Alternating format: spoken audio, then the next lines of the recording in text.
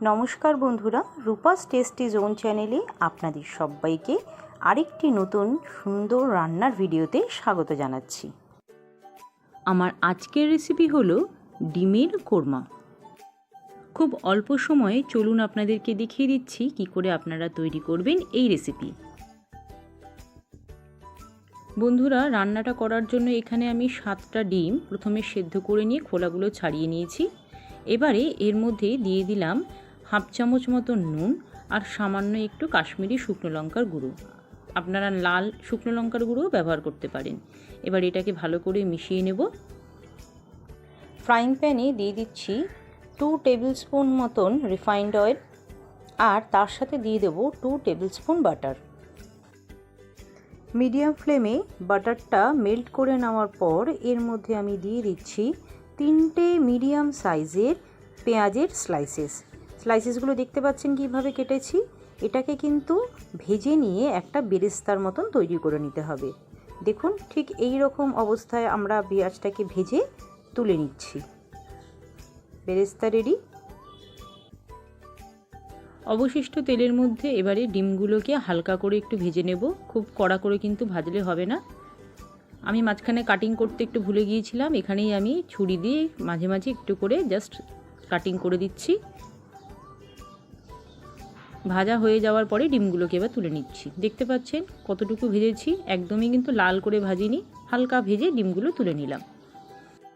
ফোড়নে দিয়ে দিচ্ছি 2টো তেজপাতা, একটা শুকনো লঙ্কা, তার সাথে 4 থেকে 5টা এলাচ, 4 থেকে 5টা লবঙ্গ, সামান্য কয়েকটা দারচিনির টুকরো আর দিয়ে দেব 5 থেকে 6টা গোলমরিচ, গোটা গোলমরিচ দিলাম এখানে। ভালো করে নেড়ে যতক্ষণ সুন্দর একটা ফোড়নের গন্ধ বেরোবে তারপরে এর মধ্যে দিয়ে দিলাম 2টো পেঁয়াজ বাটা। পেঁয়াজ বাটাটা অন্তত 2 মিনিট ভালো করে একটু ফ্রাই করে নিলাম। পেঁয়াজটা ফুটতে শুরু করলে এর মধ্যে দিয়ে দিলাম 3 টেবিল স্পুন আদা রসুন বাটা। এটাকেও অন্তত 1.5 মিনিট ফুটিয়ে নেব। এরপরে দিয়ে দিচ্ছি 1 টিস্পুন কাশ্মীরি শুকনো লঙ্কার গুঁড়ো, 1 টিস্পুন জিরের গুঁড়ো আর 1 টিস্পুন ধনের গুঁড়ো।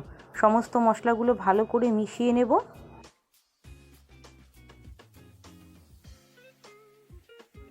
মশলা ভালো করে ভাজা হয়ে গেলে দেখবেন তেল অলরেডি মশলা থেকে ছাড়তে শুরু করবে।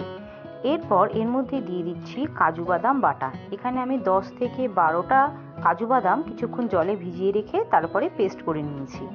এই কাজু বাদাম বাটাটা এর মধ্যে মিশিয়ে নিলাম। কিছুক্ষণ ভেজে নেওয়ার পরে আবার এর মধ্যে দিয়ে দিলাম 1 কাপ দুধ। দুধটা আপনি কাঁচা দুধও ব্যবহার করতে পারেন বা আগে থেকে ফোটানো দুধও ব্যবহার করতে পারেন। দেখুন মশলাটা পুরো ফুটতে শুরু করেছে। এবারে এর মধ্যে ডিমগুলো আমি দিয়ে দিচ্ছি। কিছুক্ষণ নাড়াচাড়া করে নিয়ে তারপরে এটাকে আমরা একটা লিড দিয়ে ঢেকে দিলাম। মাত্র 3 মিনিট রান্না করে নেওয়ার পর এবারে লিডটা সরিয়ে দেব। সরিয়ে দিয়ে আমরা একটু নাড়াচাড়া করে নিচ্ছি যাতে নিচে লেগে না যায়। লবণটা একটু চেক করে নেবেন, যদি প্রয়োজন পড়ে এখানে আপনারা অ্যাড করতে পারেন। এবারে এর মধ্যে দিয়ে দিলাম 2টো কাঁচা লঙ্কা আর ভেজে রাখা বেরেস্তাগুলো এর মধ্যে দিয়ে আবারও একটু ভালো করে বেরেস্তাগুলোর মধ্যে মিক্স করে নিলাম। লিড দিয়ে 1 মিনিট ঢেকে রেখে তুলে নিয়ে এর মধ্যে দিয়ে দিলাম 1 টিস্পুন চিনি। আপনারা চাইলে চিনিটা অ্যাভয়েড করতে পারেন, চিনিটা দিলে টেস্টটা একটু বেশি ভালো হয়।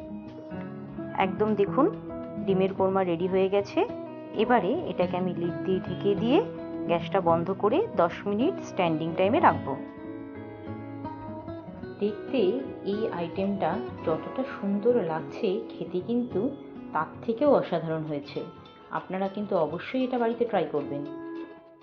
বন্ধুরা, ভিডিওটি আপনাদের কেমন লাগলো আমাকে কমেন্ট সেকশানে অবশ্যই লিখে জানাবেন আর ভিডিওটি লাইক করে দেবেন। চ্যানেলে নতুন হয়ে থাকলে সাবস্ক্রাইব করে নিতে ভুলবেন না।